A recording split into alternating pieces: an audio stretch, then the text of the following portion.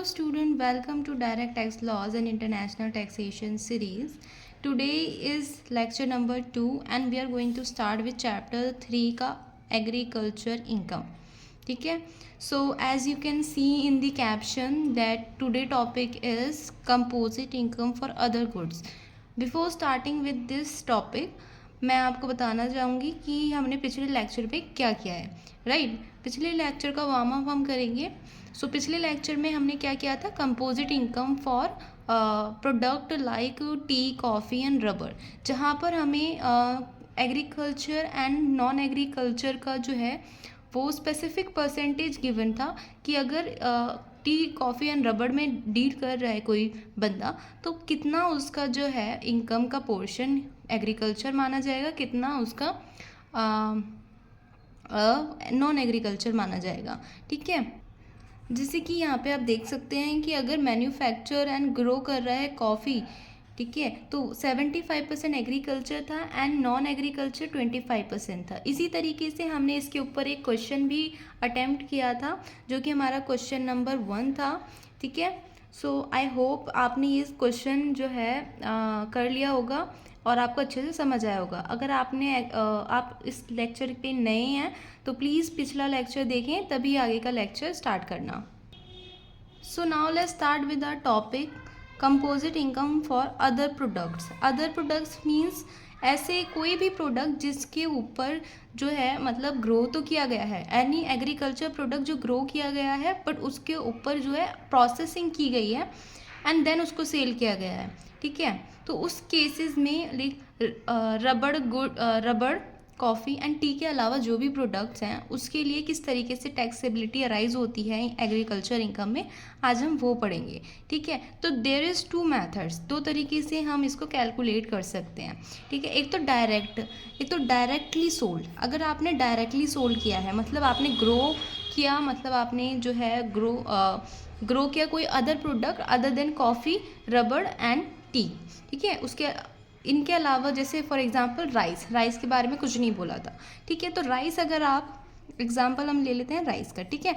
अगर आप राइस को डायरेक्टली ग्रो करके सेल करते हैं तो उस पर क्या टैक्सेबिलिटी अराइज होगी, और अगर आप उस पर ग्रो करके डायरेक्टली सेल ना करने के बजाय उसको कुछ पैकेजिंग कर दो, ठीक है, या फिर कुछ भी पॉलिशिंग कर दो राइस को एंड देन उसको सेल करो, तो उस केस में किस तरीके से हमारी टैक्सेबिलिटी अराइज होती है और कितनी इनकम जो है एग्रीकल्चर इनकम मानी जाएगी, ये हमारा आज का टॉपिक रहेगा. So let's start with it. For example हमारा राइस है, अगर हमने इसको डायरेक्टली सोल्ड कर दिया तो हमारा जो एग्रीकल्चर इनकम है वो क्या रहेगा. सबसे पहले हम सेल वैल्यू जितने में हमने सेल किया है, फॉर एग्जांपल हमने राइस जो है वो 100 रुपीज़ में सेल कर दिया, ग्रो किया 100 रुपीज़ में सेल कर दिया, उस पर लगने वाली कॉस्ट, उसको ग्रो करने में जो हमारी कॉस्ट आई थी वो आई थी फॉर एग्जांपल मान लो 500. ठीक है. हमने डबल प्राइस में, ऐसा जनरली नहीं होता है, मैं आपको as an example, hypothetic example लेके समझाने की कोशिश कर रही हूँ कि क्या सिचुएशन हो सकती है. ठीक है. तो अगर फॉर एग्जांपल कि हमने उसको उगाने के लिए, चलो तो 700 ले लो. ठीक है. अब तो ठीक है. ठीक है. तो हमने 100 रुपीज़ का 1000 रुपीज़ सॉरी, हमने 1000 रुपीज़ का सोल्ड किया. ठीक है. एंड हमारा जो कॉस्ट था जो हमने ग्रो करने में लगाया, ठीक है, वो आया 700. तो हमारा जो रिमेनिंग 300 बचा, जो हमारा क्या हो गया, प्रॉफिट बेसिकली हमारा हो गया, उसको हम कहेंगे एग्रीकल्चर इनकम. जो भी हमारा प्रॉफिट रहेगा उसको हम एग्रीकल्चर इनकम कहेंगे अगर हम डायरेक्टली सोल्ड कर रहे हैं तो. ठीक है. यही अगर हम उसको जो है प्रोसेस करके सोल्ड करते हैं, प्रोसेस में हमारे फिर 2 कैटेगरीज में जो हमारी इनकम है डिस्ट्रीब्यूट होती है. जो भी हमने डायरेक्टली सेल किया, ठीक है, वो हमारा हो जाएगा एग्रीकल्चर इनकम, और जो हमने प्रोसेस के बाद सेल किया वो हमारा हो जाएगा बिजनेस इनकम, कि हमने उसको बिजनेस में एक तरीके से लगाया है. ठीक है.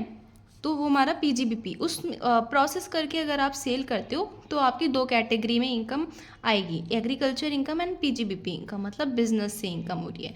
ठीक है. अब एग्रीकल्चर इनकम में आप क्या लोगे, फेयर मार्केट वैल्यू. जो भी फेयर मार्केट वैल्यू जो है मार्केट में जो भी वैल्यू चल रही है उस टाइम पर, जैसे फॉर एग्जांपल राइस अगर आप सेल करना चाहते हो नहीं, आप सेल नहीं कर रहे, पर स्टिल आप देखोगे कि उस टाइम पे क्या वैल्यू है राइस की, मार्केट में कितने का सेल हो रहा है, ठीक है। देन आप उसमें से अपना कॉस्ट ऑफ कल्टीवेशन, जो भी आपका जो कॉस्ट आया है उसको ग्रो करने में, वो माइनस करोगे। सो रिमेनिंग जो बचेगा वो आपका बचेगा एग्रीकल्चर इनकम, ठीक है। नाउ आते हैं पीजीबीपी इनकम। ना आपने उसको पॉलिश कर दिया, पैकेजिंग कर दिया, ठीक है, उसके बाद सेल करा, ठीक है, तो उस केस में क्या होगा, आपने उसके बाद सेल कर रहे हो डायरेक्टली, ठीक है, आप मतलब उसके बाद प्रोसेस के बाद जो है वो सेल हो रही है। इस केस में एग्रीकल्चर इनकम के केस में हमारी सेल नहीं हो रही थी, इसलिए हमने फेयर मार्केट वैल्यू लिया। फेयर मार्केट वैल्यू मतलब हमने ऐसी हाइपोथेटिकली एक वैल्यू ली कि मार्केट में ये रेट चल रहा है, उसके बेसिस पे हमने अपना प्रॉफिट निकालने की कोशिश की, ठीक है। देन हम जब उसको सेल करते हैं प्रोसेस के बाद, तो हम एक्चुअल सेल तभी होती है, ठीक है। तो सेल, हमने सेल वैल्यू ली, फॉर एग्जांपल सेल वगैरह करके हमारी आ गई कॉस्ट 2000 की जो है हमारी कॉस्ट आ गई। उसमें से जो भी गुड्स की वैल्यू थी, ठीक है, अगर हम उसको डायरेक्टली सेल करते तो वो कितना हमें मिल जाता, तो ये और ये वैल्यू जो है वो हमारी सेम रहेगी, ठीक है। कि हमें अगर हम उसको सेल कर देते at the time of grow करके सेल कर देते डायरेक्टली, तो कितना हमारा जो है वो कॉस्ट आती। यहाँ पे हम एक्चुअल कॉस्ट नहीं लेंगे, बट वो कॉस्ट लेंगे जो कि हमने मार्केट की वैल्यू ली थी, ठीक है, क्योंकि कॉस्ट ऑफ जो एक्चुअल कॉस्ट है हम यहाँ ले चुके हैं, ठीक है। देन अब हमने कुछ एक्स्ट्रा एक्सपेंस किए होंगे उसको सेलेबल बनाने के लिए, लाइक हमने उसको पॉलिश किया एंड पैकेजिंग किया, फिर उसका ट्रांसपोर्ट भी करवाएंगे कि अगर हमें सेल करना है बाहर मार्केट में करना है तो मार्केट तक ले जाने की जो कॉस्ट आएगी वो भी उसमें से हम रिड्यूस कर देंगे, ठीक है। देन आ जाता है हमारा पीजीबीपी। सो बेसिकली यही है प्रोसेस पूरा, ठीक है। आप अच्छे से इसको देख लीजिए, ये फॉर्मूलाज जो हैं आप एक बार देख लीजिए अच्छे से, हम इसके ऊपर क्वेश्चन भी करेंगे तो आपको बेटर अंडरस्टैंडिंग होगी, ठीक है। देखो, अगर आपको कहीं पे भी डाउट आता है ना, तो कमेंट सेक्शन में ज़रूर पूछा करो, ठीक है। मैं कमेंट सेक्शन जो है वो ज़रूर चेक करती हूँ कि किसी का डाउट तो नहीं है, ठीक है। तो अगर किसी का भी कोई भी डाउट हो तो कमेंट सेक्शन में कमेंट करो, I will clear that doubt. मैं आपको वो डाउट का जो है वो आपको आंसर करूँगी, ठीक है। एंड मैं पूरा ट्राई करूँगी कि आपको कुछ भी जो है वो ऐसा ना रह जाए कि समझ ना आए। मैं पूरा ट्राई करती हूँ कि आपको सब कुछ समझ में आए, इसीलिए मैं जो है कॉन्सेप्ट के साथ साथ एक क्वेश्चन भी लेके चलती हूँ कि किस तरीके से उस कॉन्सेप्ट को क्वेश्चन में प्रेजेंट करना है हमें, ठीक है। तो हियर इज़ आवर क्वेश्चन, ठीक है। So let's read the question first. और एक बात और मैं बताना चाहूँगी, ये जो क्वेश्चन है वो भी मैं भी अभी डायरेक्टली सॉल्व करूँगी, मैंने भी इसको कभी सॉल्व नहीं किया है, तो अगर मेरे से भी कोई मिस्टेक वगैरह हो जाए, ठीक है, तो माइंड मत करना। मैं ये जो प्रोसेस है, इसलिए ये प्रोसेस मैं इसलिए फॉलो करना चाहती हूँ कि अगर कभी आपको भी फर्स्ट टाइम कोई क्वेश्चन कर रहे हो और आपको भी गलती होती है उसमें, तो आपको जो है अपना कॉन्फिडेंस लूज़ करने की ज़रूरत नहीं है, ठीक है। कोई भी क्वेश्चन अगर हम फर्स्ट टाइम अटैम्प्ट कर रहे हैं तो मिस्टेक होना इज़ कंपलसरी, ठीक है। तो उसके लिए आपको डरने की ज़रूरत ही नहीं है डरने की, ठीक है। उसको सेकेंड टाइम जब आप करते हो तो वो आपको और स्ट्रांग होता रहता है, ठीक है। और द मेन थिंग इज़ कि आपको कॉन्सेप्ट अच्छे से क्लियर होना चाहिए। Now let's read the question. Based on composite income of other goods, ठीक है, अभी जो हमने कॉन्सेप्ट पढ़ा था, ठीक है, उसी पे बेस्ड है ये क्वेश्चन। नाउ मिस्टर ए एक इंडिविजुअल है जो कि मिस्टर ए है, मतलब इंडिविजुअल कोई फार्मर होगा, ठीक है। हमारे केस में क्या हो सकता है, कोई फार्मर ही हो सकता है। उसने क्या ग्रो किया, शुगर केन। अब आप शुगर केन देखो, क्या ये रबड़ है, कॉफ़ी है, टी है, नहीं, ठीक है, ये अदर प्रोडक्ट है। उन तीनों प्रोडक्ट में से कोई अलग ही प्रोडक्ट है, तो ये हमारे अदर की कैटेगरी में आ जाता है, ठीक है। And uses the same for the purpose of manufacturing, मतलब उसने शुगर केन को ग्रो किया, मैन्युफैक्चर किया, उससे मतलब शुगर केन क्या होता है, गन्ना, ठीक है, गन्ने को ग्रो करके उससे उसने शुगर बनाया। मैन्युफैक्चर मतलब कि उसने उसको गन्ने को मैन्युफैक्चर करके उसने शुगर बनाया। Now sugar in his factory 30%, जो उसकी फैक्ट्री में जो शुगर था 30% जो प्रोड्यूस हुआ था इज सोल्ड, ठीक है। जो 30% शुगर था उसने सेल कर दिया, कितने में सेल करा, 10 लाख में, ठीक है, 10 लाख में उसने सेल किया। And the cost of cultivation is 5 lakh. अब देखो, इसने डायरेक्टली, अभी यहीं तक करते हैं, ठीक है, अब इसमें मैं आपको कॉन्सेप्ट समझाने की कोशिश करूँगी कि मिस्टर ए है, ठीक है, इसने क्या ग्रो किया। देखो ऐसे होता है ना, मेरी ड्राइंग ज़्यादा अच्छी नहीं है तो ठीक है, ये हो गया हमारे शुगर केन, शुगर केन, ये हो गया मिस्टर ए। ठीक है, मिस्टर ए ने शुगर केन को मैन्युफैक्चर करके शुगर बनाया, जो कि हमारा ऐसे ऐसे करके छोटे छोटे छोटे छोटा दाना दाना दाना दाना होता है। अब now out of these sugar, ये है हमारा 100% शुगर, ठीक है, 100% है, इसमें से 30% उसने सेल कर दिया। सेल कर दिया मतलब ये डायरेक्ट है, ये कैसे पता चल रहा है हमें, ठीक है। डायरेक्ट के लिए मैंने क्या बताया था कि उसमें कोई भी प्रोसेस नहीं हो रहा। उस फॉर्मूले में आपने क्या पढ़ा कि वहाँ पे सेल हो रही है एंड कॉस्ट ऑफ कल्टीवेशन आ रही है, उसके अलावा उसमें कोई भी एडिशनल एक्सपेंसेस नहीं हो रहे हैं, ठीक है। मैन्युफैक्चर के बाद ही डायरेक्ट सेल हो रहा है, तो ये हो गया हमारा डायरेक्ट, ठीक है। इसका मतलब क्या है, रिमेनिंग 70% का भी कुछ ये इन्फॉर्मेशन हमें देने का, ठीक है। तो अभी फ़िलहाल हम ये करते हैं, ठीक है। इसका फॉर्मूला क्या था, डायरेक्ट सेल होती है तो अगर क्या होता है तो सेल्स वैल्यू लेते हैं हम, कि सेल्स वैल्यू क्या थी हमारे क्वेश्चन में 10 lakhs, produce is sold for 10 lakhs, 10 lakhs में सोल्ड हुआ, 10 lakhs, ठीक है, 10 lakhs में सोल्ड हुआ। इसमें से हम क्या माइनस करते हैं, कॉस्ट ऑफ कल्टीवेशन, COC हम माइनस करते हैं, जो कि हमारे क्वेश्चन में दी हुई है, and the cost of cultivation is 5 lakh, 5 lakh की हमारी कॉस्ट आई है। इसके बाद हमारा कोई भी एक्सपेंस नहीं है इसके ऊपर, तो हमारी 5 lakhs का जो है पॉजिटिव ही आएगा, एग्रीकल्चर इनकम हो जाएगी, ठीक है। आई होप आपको समझ आया होगा इतना क्वेश्चन। नेक्स्ट हम पढ़ते हैं the cost of cultivation of balance 70%, ठीक है। मैंने बोला था 70% का कुछ ना कुछ इन्फॉर्मेशन देगा, इज़ 14 लाख। अब जो 70% है उसकी जो वैल्यू है वो 40 लाख है। अब ये वैल्यू मार्केट में है या फिर एक्चुअल है, ये अभी हमें पता नहीं है, तो हम आगे क्वेश्चन पढ़ते हैं। And market value of the same is, market value हमें दे दिया, ठीक है, मार्केट वैल्यू हमें दे दिया 22 lakhs आफ्टर इंकरिंग 1.5 lakhs, मतलब एडिशनल एक्सपेंस भी इंकर हुआ है, ठीक है। In the manufacturing process on the balance sugar cane, the sugar was sold for 25 lakhs। Now sugar जो है वो 25 lakhs में सोल्ड की गई है, ठीक है। सो 70% का क्या हुआ है कि इसमें भी हमारे ना दो प्रोसेस आएंगे, एक तो डायरेक्ट और एक तो डायरेक्ट मतलब कि इसकी फेयर मार्केट वैल्यू क्या रहेगी, ठीक है, मार्केट वैल्यू।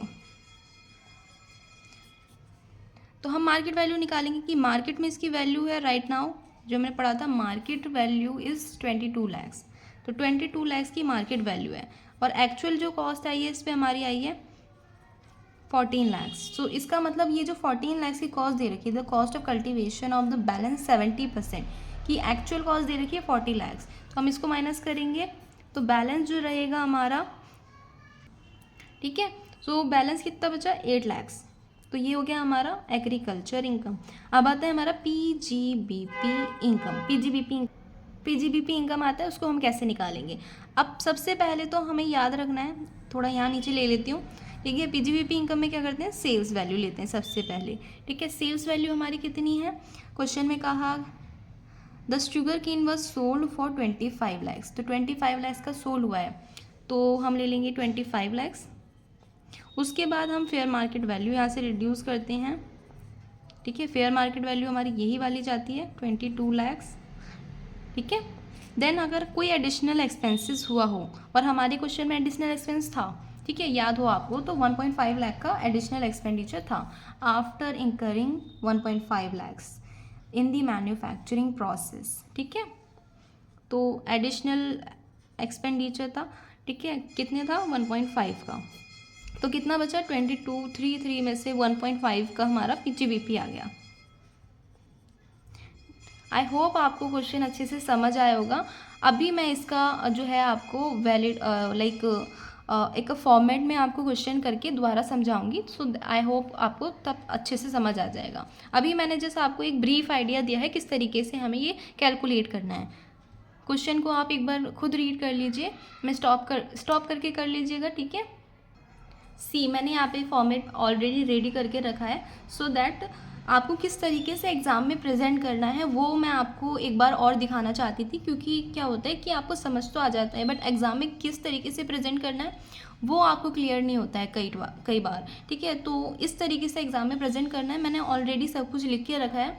एंड अगेन हम क्वेश्चन पढ़ेंगे एंड आपको साथ साथ करते रहेंगे, ठीक है, क्वेश्चन सॉल्व करते रहेंगे। सो मैंने अपनी बुक खोल के रख ली है जहाँ पे मेरा क्वेश्चन लिखा हुआ था। मैं भी आप यहाँ आपको ऊपर यहाँ पे शो हो जाएगा क्वेश्चन, ठीक है। ठीक, तो सबसे पहले हम क्या लिखेंगे? सबसे पहले हमें बोला क्या है, compute the total income. Total income compute करनी है मिस्टर ए की। So compute of total income of mister A for assessment year 26-27। अभी हमारा जो करंट असेसमेंट ईयर चल रहा है वो 26-27 चल रहा है, ठीक है। सो हम क्या लिखें, पर्टिकुलर अमाउंट, इसको हम फॉर्मेटेड वाइज कर लेंगे, हम लाइन भी बना लेते हैं, ठीक है। क्या बोल रहा है कि mister A grow sugar cane and use the same for the purpose of manufacturing sugar in his factory. 30% उसने सोल्ड कर दिया था शुगर केन, ठीक है। 10 लाख का 30% सोल्ड किया, जिसपे जो कॉस्ट उसकी आई थी वो 5 लाख थी। रिमेनिंग 70% पे जो कॉस्ट थी वो 14 लाख थी, ठीक है। एंड मार्केट में जो 70% की वैल्यू थी वो 22 लाख थी।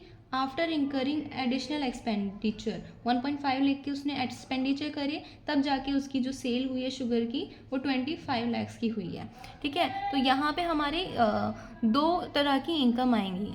टोटल इनकम निकालने के लिए हमारी दो तरह की इनकम है, एग्रीकल्चर इनकम जो कि हमारी other income as an other income में आ जाती है, एंड पीजीबीपी इनकम आती है, ठीक है। अदर इनकम मतलब आईएफ, इसका जो हेड रहेगा एग्रीकल्चर इनकम का वो रहेगा आईएफओएस, ठीक है। पीजीबीपी तो सेपरेट हेड है ही ऑलरेडी, ठीक है। सो अब हमें निकालनी है एग्रीकल्चर इनकम। सबसे पहले 30% का जो था हमारा डायरेक्टली सोल्ड हुआ था उसकी वैल्यू लिखते हैं। तो 30% का डायरेक्टली सोल्ड कितना हुआ था, कितने में हुआ था, 10 लाख में हुआ था, ठीक है। और उसमें जो कॉस्ट ऑफ कल्टीवेशन हमारी आई थी वो आई थी 5 लाख। सो हमारा जो एग्रीकल्चर इनकम रहा वो कितना रहा, 5 लाख। 70% नाउ आफ्टर प्रोसेसिंग वाला 70% में से जो हमारा फेयर मार्केट वैल्यू था वो था 22 लाख, राइट। 22 लाख में से जो हमारा कॉस्ट ऑफ कल्टीवेशन था 70% का वो था 14 लाख। सो बैलेंस कितना रहा हमारे पास, 8 लाख की एग्रीकल्चर इनकम आ गई। ये भी हमारी एग्रीकल्चर इनकम रहेगी, ठीक है। नाउ उसमें हमने कुछ प्रोसेस करा और सेल करा उसको 25 लाख का। 25 लाख का सेल किया। फेयर मार्केट वैल्यू जो हमने एग्रीकल्चर के टाइम पे ली है वही हम सेम ले लेंगे, 14,000, ठीक है। एडिशनल एक्सपेंडिचर हमारे 1.5 लाख के हुए थे, मीन्स 1.5 लाख के हुए थे। सो सब कुछ रिड्यूस करने के बाद हमारे 1.5 लाख ही बचेगा, ठीक है। सो हम अब निकालेंगे टोटल इनकम। तो total income 5 lakh plus 8 lakh 13 lakh हमारी हो गई एग्रीकल्चर इनकम, ठीक है। 13 लाख हमारी जो हो गई वो हो गई हमारी एग्रीकल्चर इनकम। ये कैसे हुई, ठीक है। 5 लाख प्लस 8 लाख, ठीक है। 5 लाख ये वाला और 8 लाख ये वाला, ए और बी मैंने यहाँ लिखा भी है, प्लस ए प्लस बी, ठीक है। एंड जो हमारा पीजीबीपी इनकम है वो है 1,50,000। तो 1,50,000 हमारी पीजीबीपी होगी। यहाँ पे भी मैंने ऑलरेडी रेफरेंस दे रहा हुआ है कहाँ से वैल्यू आई है। सो जो टोटल हुआ हमारा 14,50,000 जो है इनकम मिस्टर ए का बनता है। आई होप आपको ये क्वेश्चन समझ आया होगा। वीडियो पसंद आई हो तो लाइक, सब्सक्राइब एंड शेयर करना। And thank you so much for your support and watching my video. Thank you so much, bye bye.